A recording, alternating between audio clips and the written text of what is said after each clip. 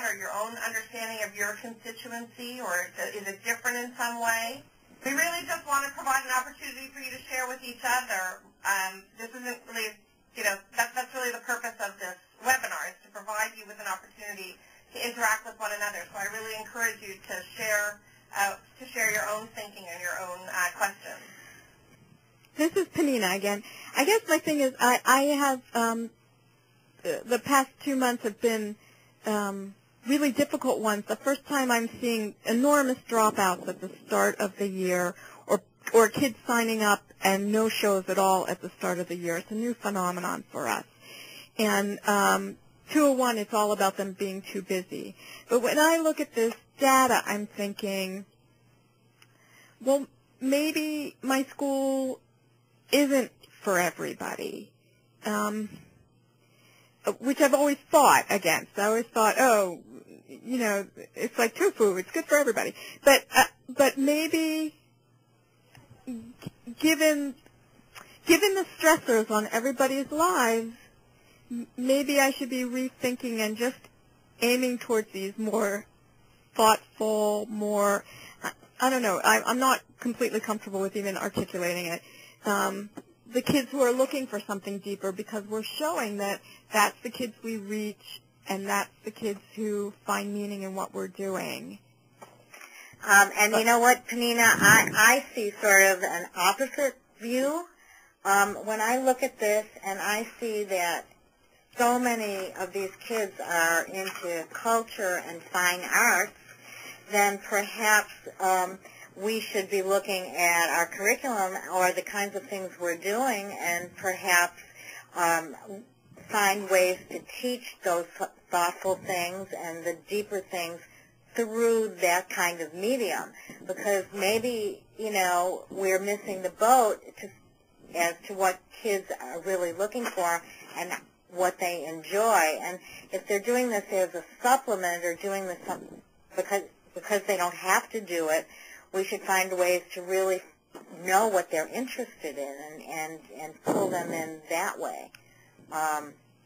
So, I think you can look at this differently. Can you hear me? This is Shari. Hi, Shari. Hi. It brought up a different question to me, which is that these kids were all sent a link to this survey by the director of their community Hebrew high school. And I wonder if this survey was sent by the guidance counselor of their public high school, if they would have answered the questions the same way. Oh, good point. Can you expand on that a little bit?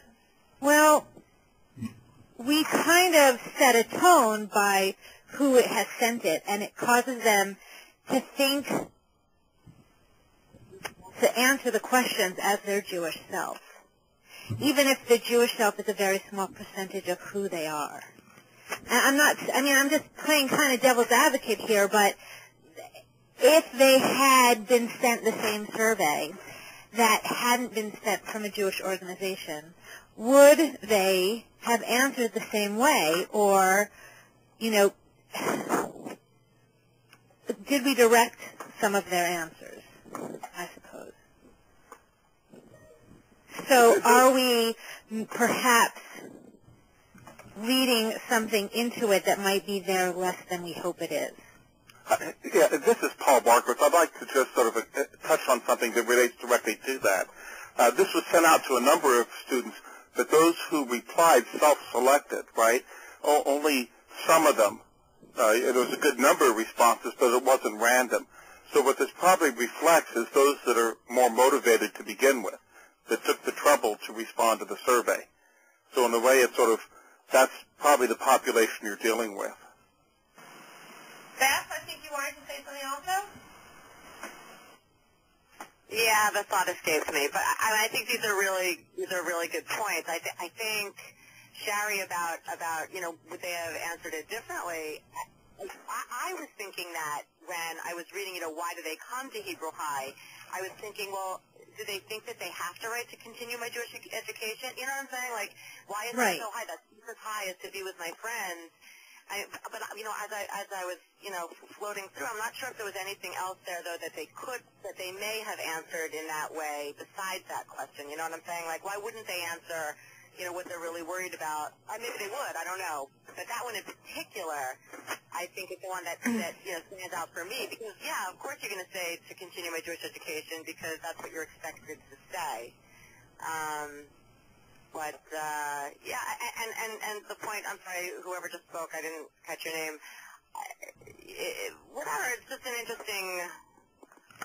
They're self-selected. These kids the kids who are in our programs already are self-selected. Whether or not we're offering them arts classes or not. I mean, Penina, I think. Correct me if I'm wrong, but your classes, and I know it's the upperclassmen, and I know it's more of like an intellectual. Yeah, we call it a junior college. It's 11th and 12th graders. Right, but it's also very academic, similar to like Prosor, right? It's like the academic. Well, we have a mix. Like I brought Hazamir in this year, and we have a media making class where they're making a film. So no, I think it's a mix. I try hard to make it a mix of. I think. I want to make sure. I didn't mean it wasn't like a mix. I'm saying like in terms like. For example, in my old school, right, it was, also we had stuff like Hazamir and like media and things like that, but, we would never bring in arts and crafts because a few times that I tried to do that, I was told by the students, look, we're here for our Jewish content, and, even, because, I said once to one of the girls, I know you're an artist, how come you're not taking this art class?